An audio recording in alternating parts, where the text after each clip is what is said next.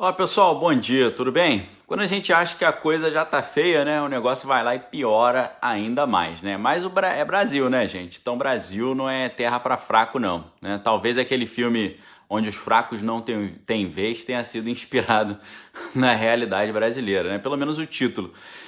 Inclusive é um excelente filme, né, dos irmãos Coen. Fica a dica aí para quem você tá de bobeira em casa aí procurando o que assistir, vale a pena dar uma assistida, tá? Pessoal, que a situação tá feia, você já sabe, né? Mas eu quero te dar uma provável época em que a gente deve ter uma trégua aí, uma melhora, tá? Dia 3 de novembro de 2020. Eu vou explicar por que disso, tá? E a gente tá aí, né? Ficou esperando ver se, né, ia acontecer alguma coisa inusitada aí pra essa manhã e tal. Aí por isso que eu atrasei um pouquinho aqui, tá? Pessoal, a gente vai ter que dar um jeito aí de se preparar para uns 4 meses ainda de muitas coisas estranhas acontecendo, né? Por que isso, tá? A gente tem que entender, eu tenho tentado fazer isso aqui nos vídeos, colocar a situação do Brasil hoje dentro do cenário global, porque tem tudo a ver. O Brasil hoje é a grande cobiça mundial, tá todo mundo cobiçando o Brasil. Falamos aqui sobre segurança alimentar, falamos sobre isso tudo. Então o Brasil não só estava sendo visto como assim um meio de financiar ali alguns projetos internacionais dentro de vários planos aí, mas também questão de sobrevivência, comida, né? Então, galera, o que tá para... Por que uma janela de 4 meses aí?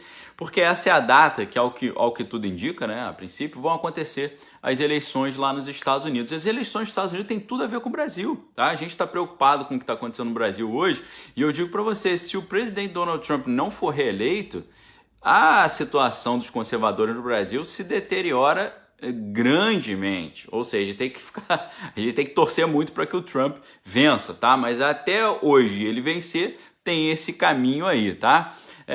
Tem tudo a ver então a situação das eleições americanas com o Brasil, né? Porque sempre os anos em que acontecem eleições presidenciais nos Estados Unidos, sempre acontece alguma grande crise, ou uma crise até global. Isso é batata, tá? Sempre rola uma grande comoção para tentar interferir no resultado das eleições, basta você dar uma olhada no histórico, né? E a gente tem que torcer aí, né? Tem que ficar na torcida, pedir a Deus aí para ver se o Trump consegue vencer, porque se ele perder, a gente fica sem um apoio indispensável para os dias atuais, tá? A situação, obviamente, não só aqui, mas lá nos Estados Unidos também é tensa, né? Já tentaram derrubar o presidente Donald Trump de diversas maneiras e até agora não deu certo, né? O pessoal inventou dossiê, né? Jogaram impeachment, veio crise mundial de saúde, negócio de lockdown, crise econômica, desemprego, caramba, 4. Mas o cara tá firme lá, né? E começando a fazer os comícios ali, os comícios arrecadando muitos fundos, com grande adesão popular, então parece que a coisa está caminhando lá, tá? Mas nesses 4 meses é provável que surjam ainda muitas doideiras para tentar derrubar o Trump lá. E às vezes, para tentar impedir a reeleição do Trump, o pessoal tenta prejudicar a realidade americana, acaba prejudicando o mundo todo, né? Já tem o ex-secretário lá, o John Bolton, querendo lançar um livro para queimar o Trump, né? E aí o governo tentando processar o cara para impedir que ele lance esse livro. Então, a gente vai ter que ver como é que vai ficar isso, tá? E aí, pessoal, enquanto isso, nesses meses, né? Então, o que eu digo para vocês é se prepare psicologicamente, se prepare financeiramente, tenha um plano aí de sobrevivência, né? Guarda uns alimentos em casa, né? Tenta fazer um pé de meia na medida do possível. Se não tem como fazer o pé de meia, se reúne em família, tenta pensar aí, porque pode ser que até lá, novembro, eles fiquem inventando um monte de crise para cima lá do presidente americano. Isso pode afetar aqui o Brasil negativamente ou positivamente. Se o presidente Donald Trump vencer, a gente tem uma esperança renovada que a gente vai conseguir superar todas essas maluquices e insanidades que a gente está vendo acontecer aqui no Brasil, tá? No jargão político lá dos Estados Unidos, né, eles chamam de surpresa de outubro, essa tensão que acontece antes das eleições americanas, né? Eles chamam a surpresa de outubro, October Surprise, né? Essa confusão de notícias, né? E eventos ali acontecendo para tentar interferir no resultado das eleições americanas, né? A referência a outubro é porque é o mês que antecede ali as eleições nacionais e estaduais também, locais ali, que acontece sempre no início de novembro. Portanto, eventos que acontecem no final de outubro têm maior potencial de influenciar eleições dos potenciais, as decisões dos eleitores, né? Obviamente que no Brasil também, em tese, a gente vai ter eleição esse ano de 2020. Vamos ver o que vai acontecer, tá?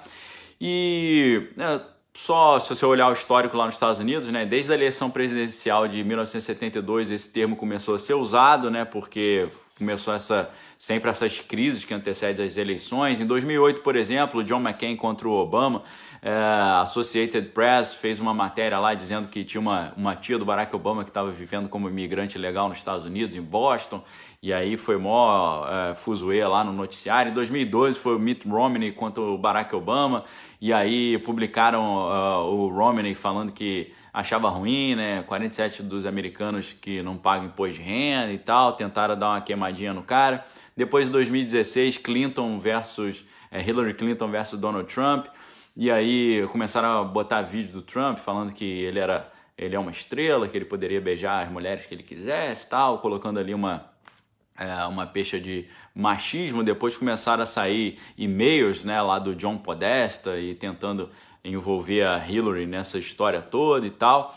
E em 2018, né, nas eleições de midterm, nas eleições de meio termo ali, que eles elegem o colegiado eleitoral, começou o negócio das caravanas, né, as caravanas que estavam vindo para os Estados Unidos ali para tentar, as caravanas vindo para entrar no solo americano e tal, e foi aquela grande comoção, e aí colocaram também o Trump ali. Agora, esse ano de 2020, né, porque o pessoal tá assim, 2020 passa logo, acaba logo 2020, porque, que ano que é esse 2020? Pessoal, por que o ano tá tão estranho?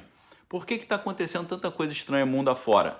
Não só o que já aconteceu, mas agora a gente está vendo ali confusão na fronteira da Índia com a China. Confusão entre Coreia do Sul e Coreia do Norte. Tá um cenário complicado. E essa escalada, ela deve ir crescendo aí até o dia 3 de novembro. Até lá deve continuar acontecendo muita coisa estranha, tá? Lembrando, né, nesse ano, o ano 2020, por que será que o ano começou já tenso? Crise lá no Irã, negócio lá do general que foi eliminado, guerra do preço do petróleo entre Rússia e Arábia Saudita, tentativa de impeachment do presidente Donald Trump, crise de saúde mundial, protestos de rua, tá? Isso tudo para tentar impedir que o Trump se reeleja, tá? Porque não tem nada que traga mais medo, desespero, pânico para a esquerda americana e a esquerda global do que a reeleição do Trump. Lembrando que chegou ao ponto do Bill Maher, um grande apresentador americano, ter dito no ano passado que ele preferiria que os Estados Unidos tivesse uma recessão para poder derrubar o Trump, né? Aí os caras falaram, mas isso prejudicaria muitas pessoas, né? Principalmente os mais pobres.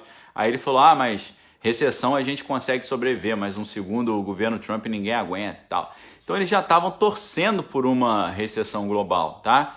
E aí, pessoal, vamos pensar aqui, né? Tudo que veio de encrenca para tentar atrapalhar as eleições americanas e atrapalhar o Brasil. Crise no Irã, guerra de preço do petróleo, Rússia e Arábia Saudita, tentaram colocar um impeachment, aí veio essa crise mundial de saúde junto com a crise econômica, aí a crise de saúde com a crise econômica não foi suficiente, os Estados Unidos já começaram a ver aí uma redução do desemprego, a economia voltando a funcionar, então a gente pensaria agora. Aí começaram protestos de rua, tá?